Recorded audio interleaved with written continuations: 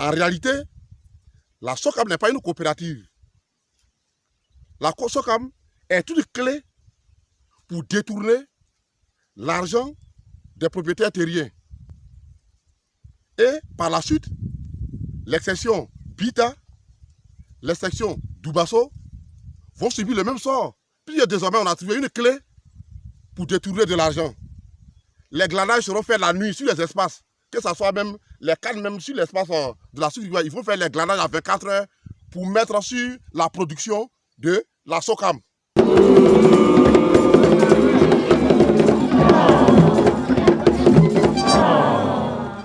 Monsieur Jean-Marie Monceau s'est rendu au village, le chef du village de Bouaka, pour dire votre argent est là. L'argent que vous devez prendre pour faire vos projets de développement est encore dans la caisse de Sucrivoire. Vous les aurez jusqu'au dernier atome, jusqu'au dernier centime. Malheureusement, le décès subit de notre regretté DUAI, Monsieur Jean-Marie Monceau a mis fin aux rêves et à l'espoir de toutes ces populations, et a également légitimé la corruption au sein de cette direction.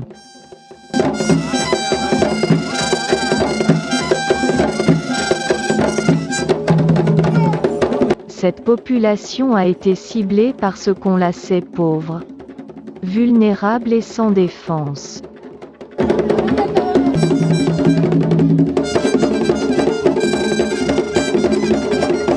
Toutes ces personnes que vous voyez sont des victimes de cette affaire. Elles ont tout en commun des regards tristes, le visage assombri par des années de souffrance et de faux espoirs. On imagine aisément l'atrocité des préjudices moraux subis. Dépouillés de leurs terres, les revenus de la canne à sucre censés les soulager, leur ont également été confisqués et volés pendant des années. Elles se retrouvent encore plus appauvries qu'avant ces projets de canne à sucre.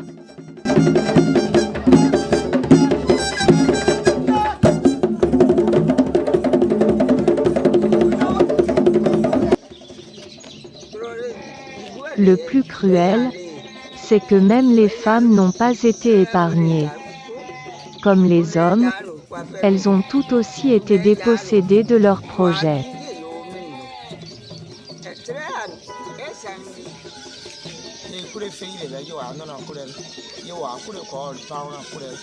Je suis Elou Thérèse, mère de 4 enfants.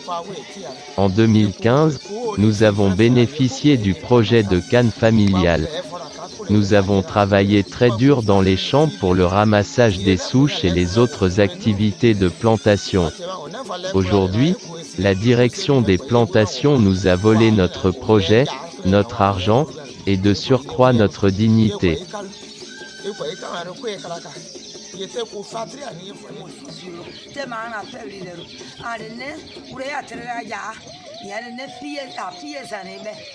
Toutes ces femmes crient leur désarroi. Elles ont toutes été abusées et volées par cette nouvelle direction des plantations.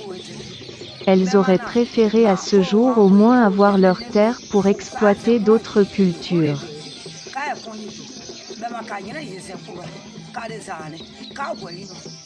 Une SOCAM qui n'a pas de titre foncier. Mais des gens qui sont à Abidjan, pendant que le projet se mettait en place, comment est-ce qu'il peut subitement devenir propriétaire terrien dans une région qui n'est pas le sien? La procédure de création des plantations villageoises demande le dépôt d'un titre foncier. Est-ce qu'au jour d'aujourd'hui, la SOCAM a produit un titre foncier? Parce que nous avons le plan cadastral de notre terrain.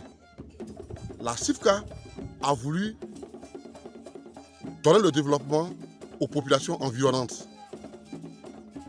Cette noble institution, cette grande institution, a voulu que le producteur ou bien le propriétaire de plantation de canne à sucre se tape la poitrine autant qu'un producteur de café cacao a fait le projet pour les riverains.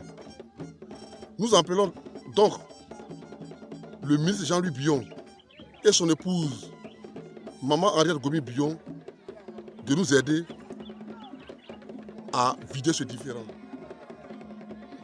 Ces populations en appellent toujours à Monsieur le ministre Monsieur Jean-Louis Billon et à son épouse, Madame Henriette Billon, pour que justice leur soit faite, mais aussi que des responsabilités soient situées pour qu'enfin le milieu des plantations de canne familiale soit assaini.